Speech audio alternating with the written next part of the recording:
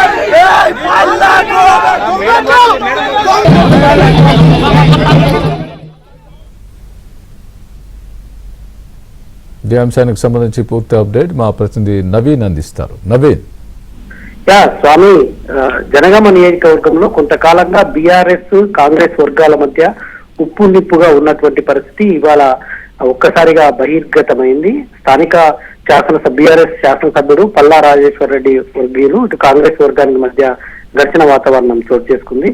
అయితే ఇవాళంతా కూడా జనగామ జిల్లాలో మంత్రి సీతక్క సుడిగాలి పర్యటన చేస్తున్నారు.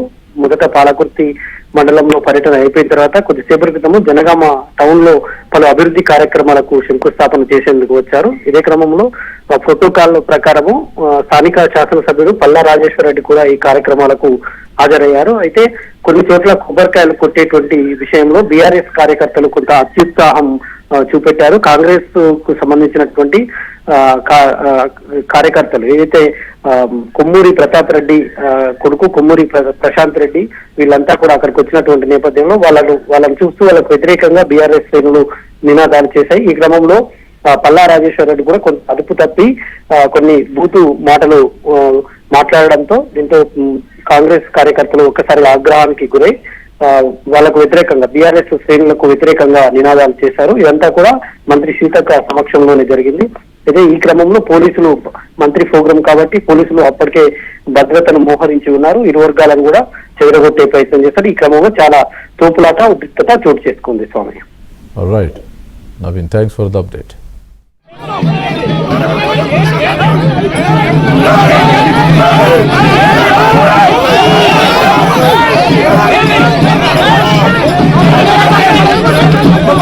Hey!